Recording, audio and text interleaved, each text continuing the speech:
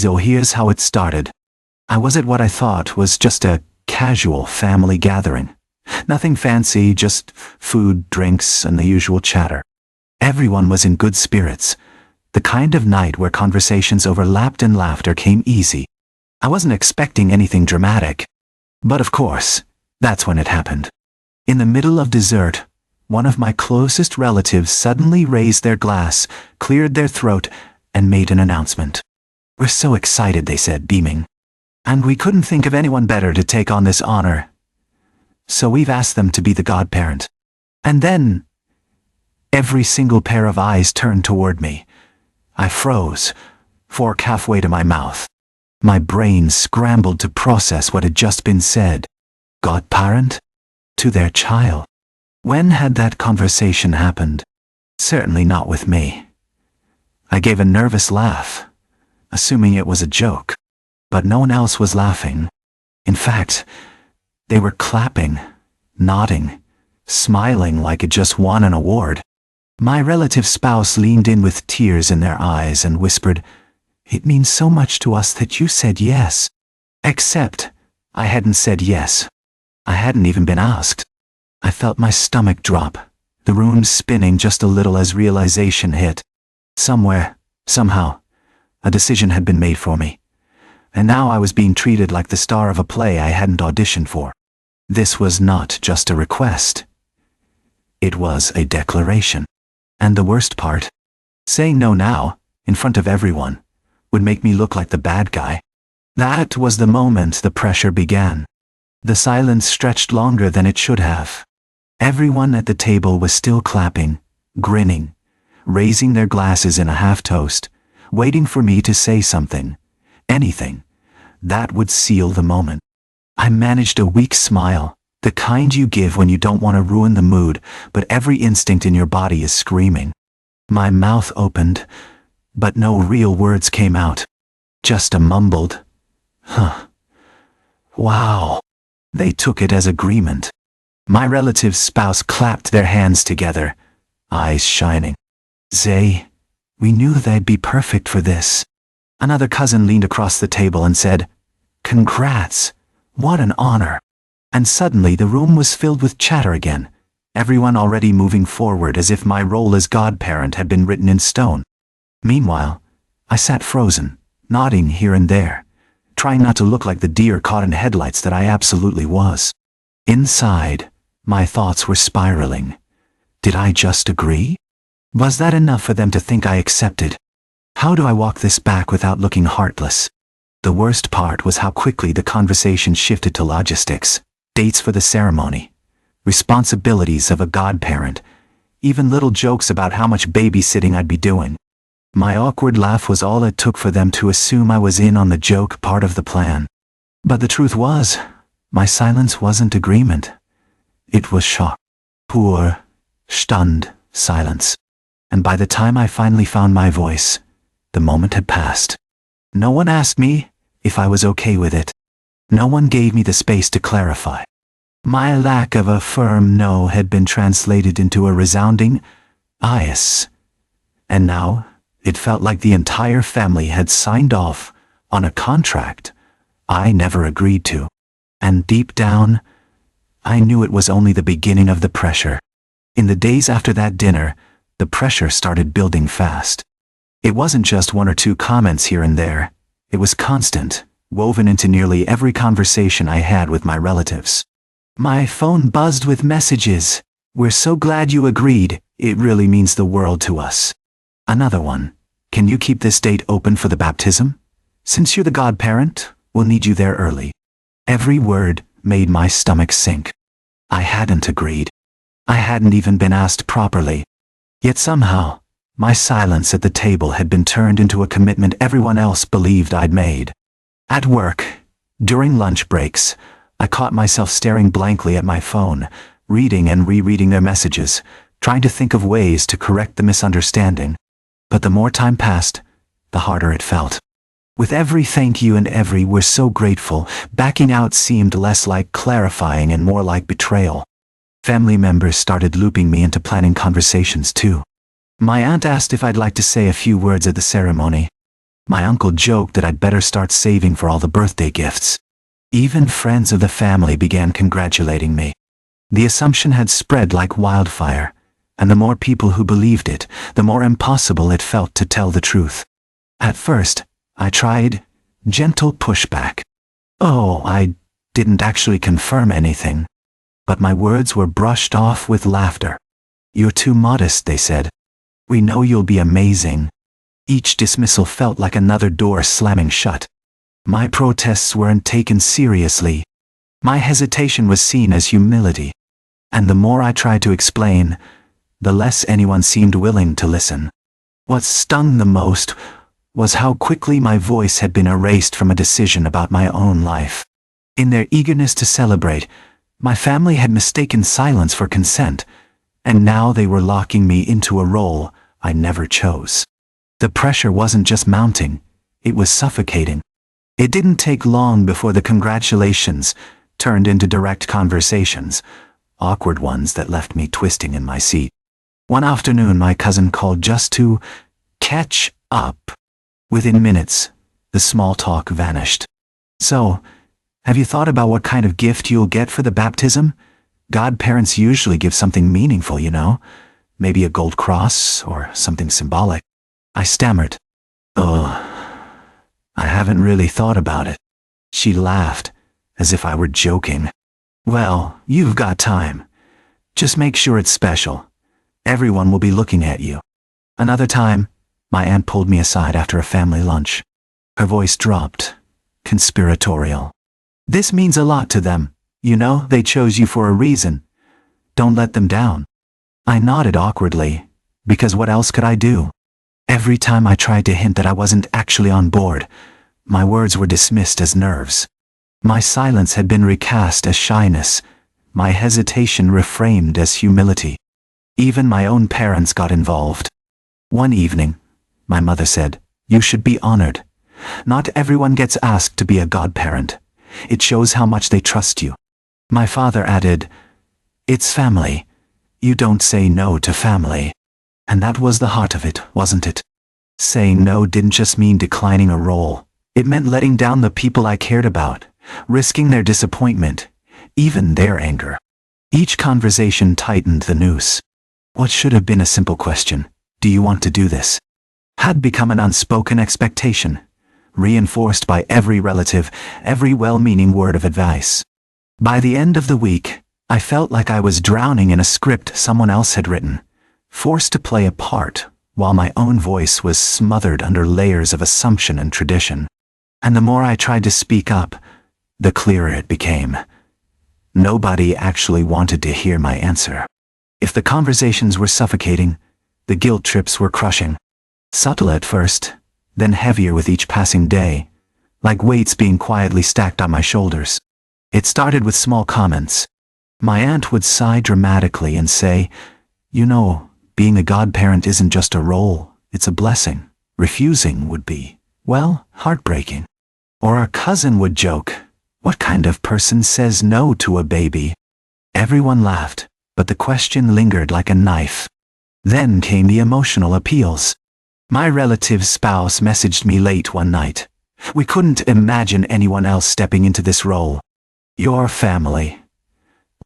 You'll always be there for our child, right?" Mountain. How do you even answer that without sounding cruel? Saying no felt like admitting I didn't care, like confessing I wasn't the loyal, dependable person they thought I was. Even my parents joined in. My mother put her hand on mine during dinner one evening and said softly, "This isn't about you. It's about family, about love. When you were a child, people stepped up for you. Now it's your turn." My father was blunter. "You don't get to pick and choose when it comes to family obligations. Sometimes you just do what's asked, even if it's inconvenient. That's what loyalty means." Each word dug deeper, twisting my hesitation into selfishness, my discomfort into betrayal. The unspoken message was clear. If I refused, I wasn't just saying no to the role. I was saying no to the baby, to my family, to love itself. And the more they leaned into guilt, the smaller I felt. My boundaries blurred under the weight of their disappointment. Each sigh, each lecture, each tear-streaked plea made me question myself. Was I being selfish? Cold? Heartless? But in the quiet moments, away from their voices, another thought clawed its way through the guilt. If this role is truly about love, shouldn't I be allowed to choose it freely? The irony wasn't lost on me. They wanted me to promise to guide this child in faith, integrity, and honesty, but they were pushing me to accept through pressure, manipulation, and silence. And the guilt, no matter how heavy, couldn't erase that truth. The moment I'd been dreading came sooner than I expected. It was another family gathering, bigger this time, with relatives from out of town, and even a few close family friends. The kind of event where news always seemed to spread faster than you could blink. Dinner was winding down, everyone relaxed, glasses of wine in hand. Then, without warning, my relative stood up, tapped their glass with a spoon, and called for attention. "We just want to share something special," they announced, smiling wide. "As you all know, we've been preparing for the baptism, and we are so thrilled to tell you that Emmy Name has agreed to be the godparent." The room erupted in applause. People clapped, cheered, even whistled. My aunt wiped her eyes, saying how beautiful it was. Someone shouted, "Perfect choice!" Meanwhile, I sat there frozen, my smile plastered on like a mask, heat rising in my cheeks. I hadn't agreed. Not once. Not ever. But now, in front of an entire room of people, I'd been announced like some prize winner in a contest I never entered. I tried to laugh it off. "Well, I'm still thinking about it." But before I could finish, my cousin cut in with a grin. "Don't be modest. You already said yes. Everyone knows you'll be amazing." The laughter rolled on, drowning out my weak protest. Glasses were raised in another toast, and suddenly, I was on the receiving end of hugs, handshakes, and heartfelt congratulations. People looked at me with shining eyes, like I'd just made the most selfless promise in the world. Inside, I was screaming. But on the outside, I nodded, thanked people awkwardly, and tried to swallow the lump in my throat. Because how could I possibly correct them now? To stand up and say, "Actually, I never agreed," would make me look cruel, ungrateful, even heartless in front of everyone. The pressure had gone from private conversations to a public spectacle, and I was trapped in the spotlight with nowhere to run. And deep down, I knew this wasn't just a misunderstanding anymore. This was a line being crossed. That night, after the applause and forced smiles, I felt like I was carrying a boulder on my chest. The weight of it pressed down harder with every passing hour. I replayed the scene over and over. The clinking glass, the announcement, the room erupting like I'd just made a heroic sacrifice. And me, sitting there, nodding along like a puppet. It wasn't just awkward anymore. It was suffocating. My silence had been twisted into agreement once, then into assumption, and now into a public declaration. Everyone believed I had accepted. My name was tied to a promise I had never made. The messages started pouring in as soon as I got home. "So proud of you. They couldn't have picked better. That child is lucky to have you as a godparent." Each one felt like another rope binding me tighter to a role I hadn't chosen. I lay awake in bed, staring at the ceiling, the glow of my phone lighting up with congratulatory texts. My mind spun with dread. If I went through with it, I'd be living a lie, standing at that baptism, smiling for photos, while inside I resented every step. But if I backed out now, I'd look like the villain who abandoned both the child and the family after weeks of agreeing. The pressure had built to the point where something had to give. Either I kept swallowing my voice until it disappeared completely, or I finally let it out, no matter how ugly it sounded. By morning, I knew I couldn't keep playing along. I couldn't let everyone believe I had agreed to something I hadn't. The thought of continuing felt worse than the backlash I knew would come if I spoke up. I had reached my breaking point, and there was no going back. The confrontation didn't happen in some quiet private moment like I had hoped. No, it happened right in the middle of another family gathering. Because of course it did. By then the news had spread so far that even distant relatives were congratulating me. Every smile, every pat on the back twisted deeper into my gut. Finally, I couldn't take it anymore. When someone cheerfully asked me what gift I was planning to give as the godparent, I snapped. The words tumbled out before I could stop them. I never agreed to this. The room went still. Conversations froze, forks hovered above plates, eyes darted toward me in confusion. My relative frowned, clearly caught off guard. What are you talking about? You already said yes. I shook my head, my voice firmer now. No, I didn't. I was never asked properly. It was announced in front of everyone, and I froze. That's not agreement, that's pressure. And I'm not okay with it. Gasps rippled through the room. A few people muttered under their breath. Others just stared. My relative's spouse looked hurt, their eyes wide with disbelief. But we thought you wanted this. We trusted you. The guilt hit hard, but I pressed on. I care about you, and I care about your child. But this is a huge responsibility. It's not something I can just be forced into because everyone assumes I said yes. You put me in an impossible position and it's not fair. Silence. Heavy. Uncomfortable. Stretching too long. Finally, my uncle cleared his throat and muttered, "Well, that was blunt." Someone else hissed, "You could have handled that privately." Maybe I could have. But if I didn't speak then, in that moment, I knew I'd be stuck forever. It wasn't elegant. It wasn't diplomatic. But for the first time since this whole ordeal began, I felt like I had actually said what needed to be said. And the fallout started instantly. The fallout was immediate and messy. The rest of that dinner was painfully awkward. Conversations tried to restart, but the energy in the room had shifted. People whispered in corners, glancing at me with a mix of shock and disappointment. My relative avoided eye contact completely. Their spouse looked like they might cry. And my parents, oh my parents, looked at me like I had just set fire to the family photo album. Later that night, the phone calls started.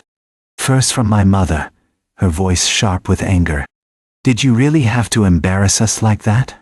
You could have gone along with it and sorted it out later." My father was harsher. "You made yourself look selfish. That child will grow up knowing you turned your back." Then came the texts from cousins. Some were supportive. "Good for you. They put you on the spot." Others were judgmental. "It's just being a godparent, not prison. You couldn't have done it for the family." I felt torn down the middle. Half the family saw me as heartless. The other half quietly admitted they understood. But no one could deny it. I had broken the illusion. The neat little narrative everyone built about me being the perfect godparent had shattered, and now the cracks were glaringly obvious. For days, the tension lingered. Family group chats went strangely quiet whenever I joined. Plans were made without me. Even casual conversations felt laced with judgment, like I was being measured against a standard I'd failed to meet. And yet, beneath the sting of their disapproval, I also felt something else. Relief. Tea. For the first time, I wasn't drowning in silence or guilt. I had spoken my truth, and though it had unleashed chaos, it was mine. The fallout was brutal, but it was also proof that keeping quiet would have been worse. With some distance from the chaos, I've had time to think about everything that happened. And as messy as it was, I don't regret speaking up. Because here's the truth. Being a godparent isn't just a title you slap on someone at dinner.